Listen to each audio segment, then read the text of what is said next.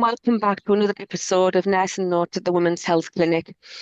I'm Jill Crowe, I'm the Director of Relations, and I'm here with Tracy, is a female women's advisor at the Women's Health Clinic. And the topic that we're going to discuss today doesn't get talked about enough, and it's about how menopause affects home life, partners, families, friends, and we're going to explore that in more detail. Hi, Tracy. Hi Jill, how are you? She has kindly offered to open up about her experience and her personal story alongside our clinical insights covering emotional changes, physical changes, confusion with all family members and friends, communication breakdowns, how our behaviours change as a family, as a person, and that sometimes we don't get recognised by the ones who we love. So the key message really that we're trying to get across today is that menopause affects the whole family. But with education, open communication, and mutual support, families can survive and strengthen and learn from each other on how to get through this journey in our life. So, Tracy, do you want to start by telling me a little bit about where your story began? So I'd say initially my menopause journey started maybe 5 or 6 years ago. Just wasn't feeling right within myself, but couldn't really pinpoint what it was. Thought it may be perimenopause. My periods were a bit all over the place. Life then at that point was very complicated, and I wasn't sure if it was stress that was affecting the periods or what it was. So I went to the GP. They said, okay, let's start you on some low dose, as they described it, HRT, which I took for probably 4 or 5 months. Got fed up with taking it, no changes, gave up, just carried on. Then it got to a point where talking to my daughter one day, and she turned around and said to me, Mum, what's wrong? You're never grumpy with me. Why are you grumpy? And I didn't realize I was being grumpy. And then I kind of thought, okay, I'm still not feeling right. And actually, do you know what? I am grumpy. So we kind of looked at that, and then I was like, bet it's my hormones. Revisited it. Now I'm on HRT, have been for probably now just over a year, I would think. Feeling a lot better in myself. But there are still times when I get so frustrated and just the littlest things will get to me, such as my husband just talking to me like he generally would be. And I turned around and told him to shut up. And I was like, oh, sorry, I didn't mean that. I didn't really mean you to shut up. It just comes out of nowhere without you expecting it. And it's like, Controllable, isn't it? they're not things that they're not things I would normally say. Yeah, And it's not that I mean to be horrible to him, because I don't. I really don't. It just comes out of nowhere. yeah. It's uncontrollable. It's like someone inside you verbally coming out and you hear it and think, was that me? Was that me? Yeah.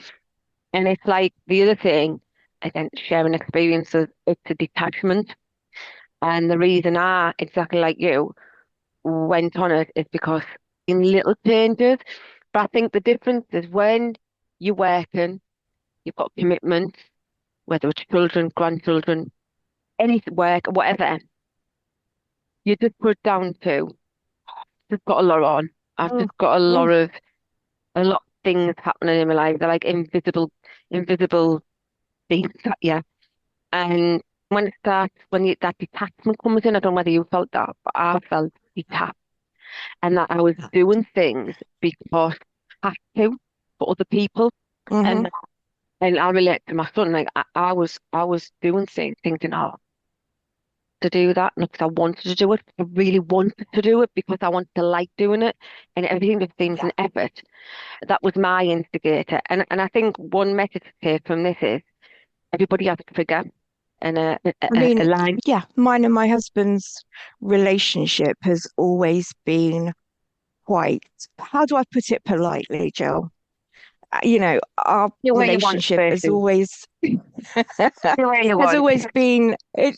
we're talking real life here. So Hmm. let's be honest. My husband and our relationship has always been, we're very touchy-feely with each other. We like that contact with each other. And sex was a big part of our relationship. But all of a sudden, out of nowhere, just didn't want it. Just no rhyme or reason. My head would sometimes say, "Oh, yeah." And then my body was like, nah. Yeah. Do you know what I Yeah, mean? It was absolutely. really bizarre when for both of us, sex How has do your always been a big husband? part of our relationship, How do your husband take you it? know? I mean, he's really good. He's really understanding. He has read up on the menopause. He was well, he was actually, well informed, shall we say, because he knows the woman's life journey. He's fully supportive of that. And he knows that things change, life changes, but not just our own physical needs, our mental health needs as well. And the fact that sometimes I don't even feel like a proper woman anymore. You know, my body shape's changing, my mental state's changing. The clothes that really used to fit me nicely don't fit me that well anymore, or I don't think they fit me that well anymore. Getting ready to go out, I don't want to go out. I just want to stay in my pajamas. And, Carl's absolutely, fine with that. He understands why. If he didn't understand why, it would really cause some, major arguments within our relationship. Mm-hmm. And You then know, it I, pushes I, you up I there. totally, Mm. yeah, I totally get that. I'm really lucky where, he's concerned. And the stories I hear from some ladies that I speak to on the phone, their marriages have ended up in divorce, which is really sad because, we as women, we don't have a choice. We have to go through periods. We have to go through perimenopause, whether it's medically induced, whether it's, the natural Mhm. progression Mhm. of a woman's life. Yeah. And we have to do it one way or another. And the reason we get so many different changes, I feel, that aren't talked about so much is because we always hear about the hot flushes, the night sweats, the weight gain, the libido loss. But I think when you break it down to basics sometimes, which we forget, we overcomplicate it. We do. When I we agree. break it down to basics, we've got estrogen to a certain degree in every single cell in our body, to a certain degree. As that declines, you then start to realize that's why there's so many different symptoms because it is Yeah. physical, it is mental health as well. And unless we share with those around us, it's not me that's changing, it's my hormone balance that's changing. And the Yeah. only way I've been able to, because I'm not somebody that's going to go out and buy £200 worth of vitamins because the package tells me that it's going to help with this, this, and this. I'm on quite a bit of medication myself anyway, so drug interactions, Hmm. etc., Hmm. family history, all of that. Hmm. So for me, HRT was the right option, Hmm. and it's definitely made a big difference. Yeah. What your story tells is one, it's not forever. No. Communication is key, Oh, absolutely. and Yeah. knowledge is power, isn't it? Knowledge is power. Knowledge, Power knowledge, of yeah, sorry. understanding. Yeah, no, it's a knowledge of understanding, and that you don't have to be alone in this. But the difficulty is, and where you and I both uh, uh, uh, are lucky, I suppose, is in the fact that we have got supportive networks, we have got a community. And for those individuals who do not have that, there is so many resources out there that can be helped, that can help you. The, like I say, we here at the Women's Health Clinic, we give a 20-minute free telephone assessment, where you can book in for a menopause assessment. There's the menopause charity, there's your doctors, there's the menopause society, there's different apps, there's the Women's Health Concern helpline. There is a lot out there for those people who do not have or don't feel like they've got that support network. And I think The other thing is, I've had many ladies on the phone who have ended up with paranoia, Mhm. where they think their husband's having affairs or nobody likes them. And paranoia is a big part of menopause, and it's a not one that, like you said, it's grouped, isn't it?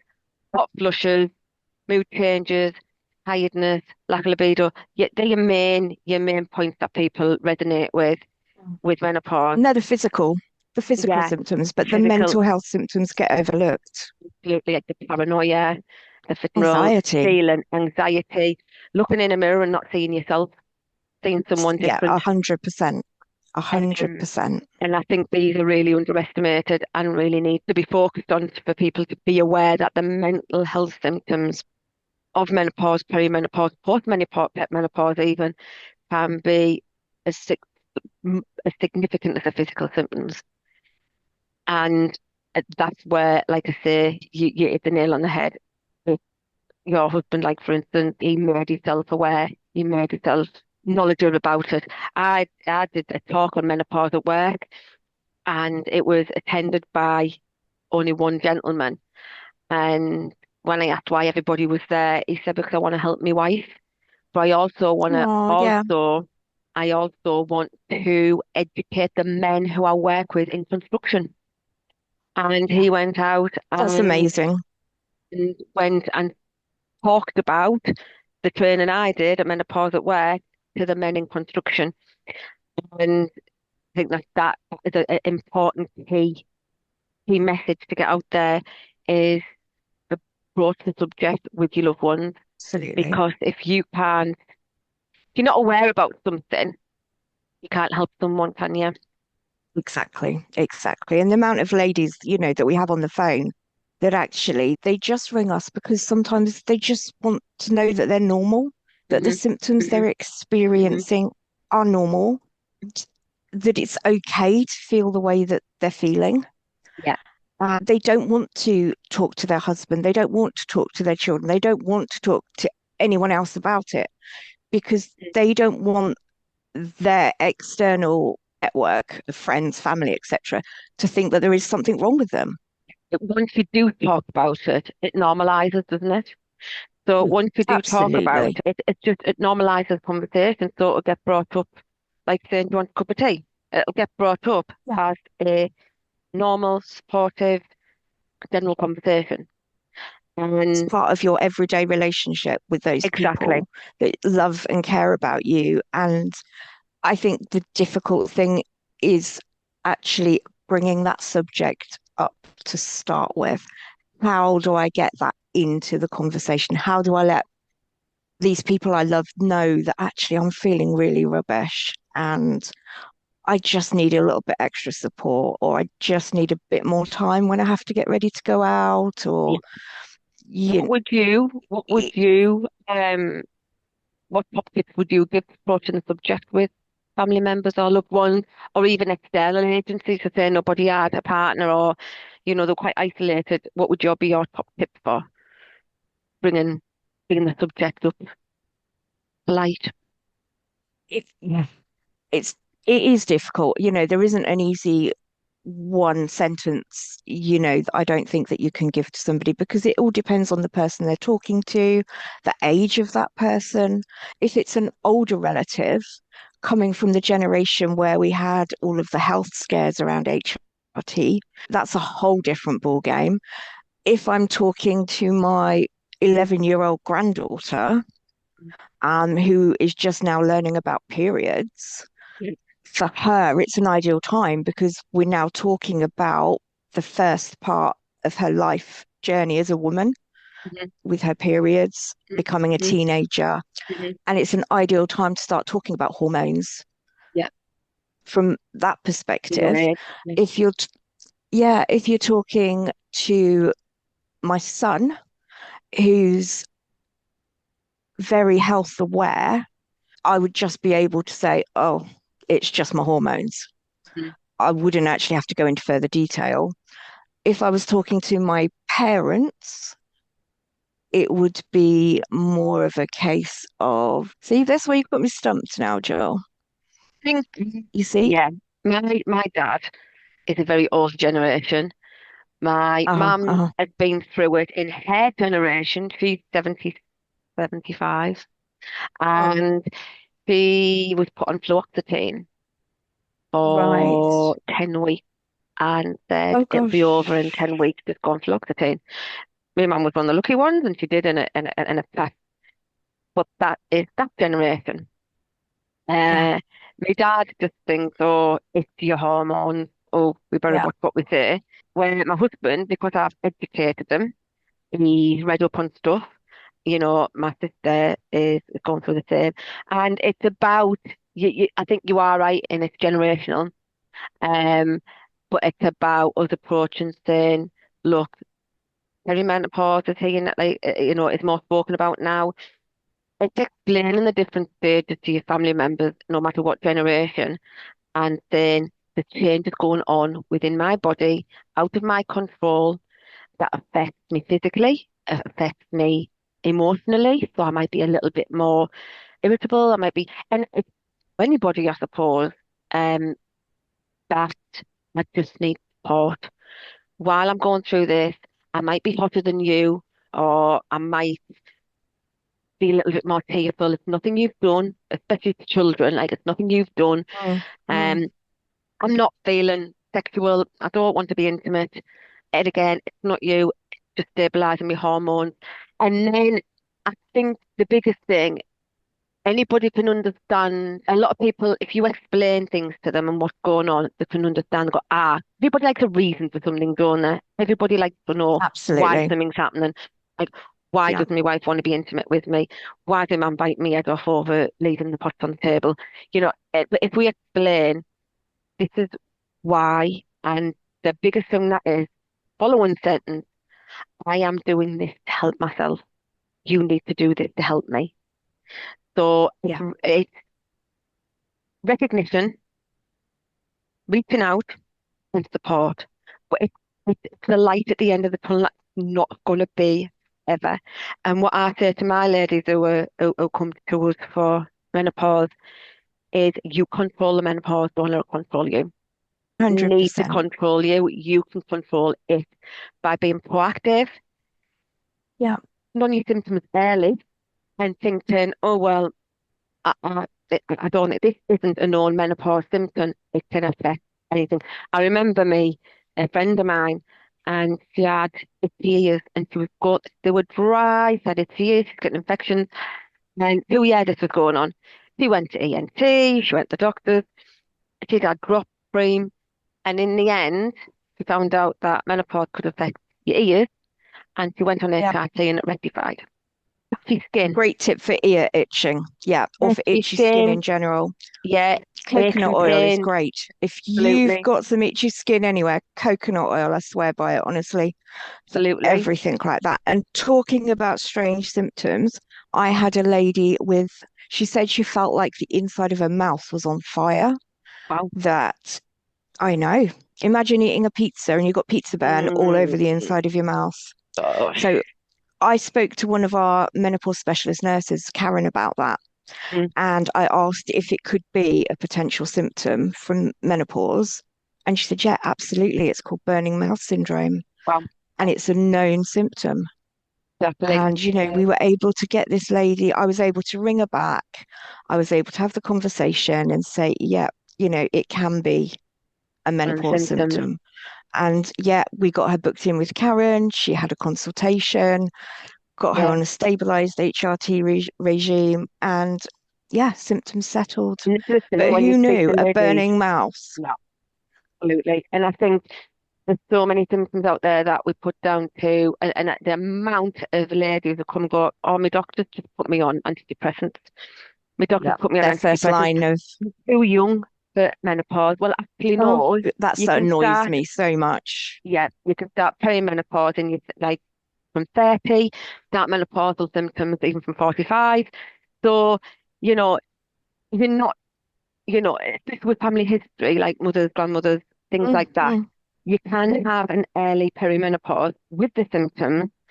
So for me, don't rule out anything that's not the norm for you. Hip, Exactly. If it's elbows, not normal for you, why is ab it not normal? What is absolutely, causing it? absolutely. The amount of ladies, and including myself, pain in my elbows, my hip, and thought it was musculoskeletal. Yeah. Started HRT, and it all resolved. Now, on the other flip side of that is HRT is not straightforward. So for myself, No. I had HRT and didn't know I was estrogen went through the roof, and I had to strip back and start everything from the beginning again. And this is again, we're very lucky working at the Women's Health Clinic. It was picked up straight away.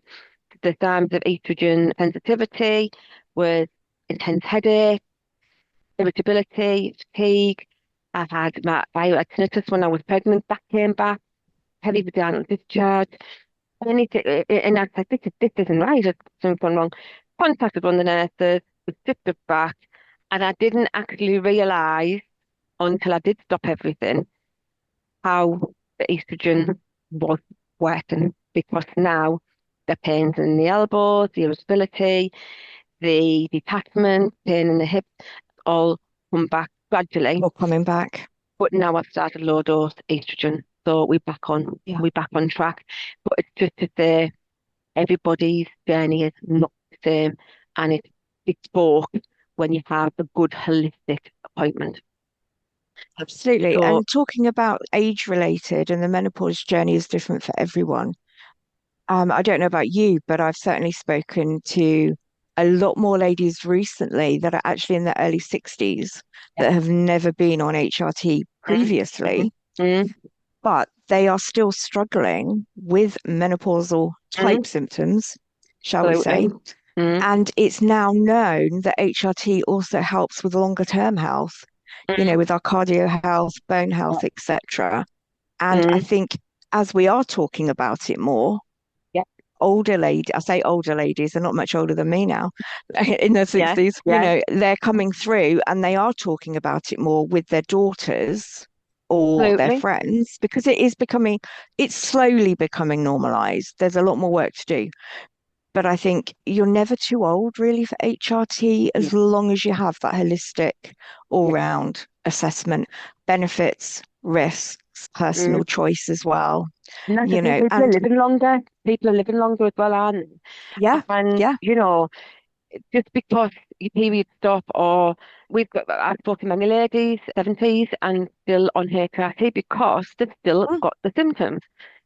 Because yeah. you've got the symptoms doesn't mean you can't be managed. And people go, oh, it's age related, you're getting older, blah, blah, blah. No, it could actually be a hormone imbalance that's carrying on.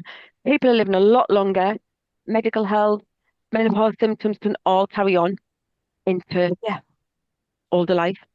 And I think you've absolutely. got that spectrum between 30 and over 65 plus into your Yeah. 70s. And again, I think when you're looking at that long lifespan, education for families, for friends, for work, how to manage menopause is absolutely And I think key. actually, yeah, the workplace Yeah. is, a real point where some ladies do struggle.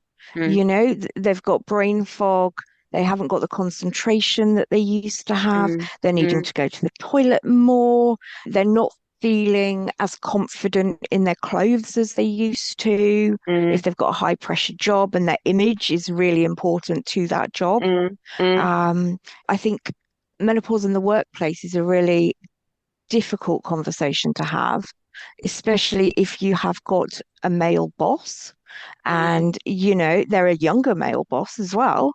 mm. And you're a lady in your late 40s, 50s, and you have to have that conversation with them Yeah. to make just a few little adjustments to your work-life balance, shall we say. But it is so worth having that conversation. Difficult. It It is. It really is. really, really is difficult. And the thing is, as well, any of the younger generation having that conversation in your 40s and 50s, it could be quite difficult. Could be difficult with anyone of any age. But the Yeah. feedback we get from ladies is, how do I discuss that at work when my boss is 23? Mhm. And I've had a few times. Um, just on the back of that, I am going to do a training session on menopause at work, which will be Mm. available by the Women's Health Clinic, but also doing on about emotional well-being and everything. I'm doing a mental health awareness webinar on the 9th of December to keep us all well mentally, to become resilient at this Christmas time, which can be quite difficult for some people. Oh, Um, absolutely. Yeah. and that It's a very that emotive time of year. it is, and especially with related to menopause as well. But Christmas in itself can be quite a emotional, stressful, high pressure time for anybody for whatever reason, and you need to mentally look after yourself. And I'm doing a webinar on that next Tuesday. Is that the 9th? Yeah, next Tuesday. Ninth, yeah, So Tuesday. I'll be expecting you to come along to that, Tracy, and support me. Will you? Will you? Where will I find it, Jill? Where will I find you? How will I get to it? Oh, don't worry, I'll be finding you. Don't worry.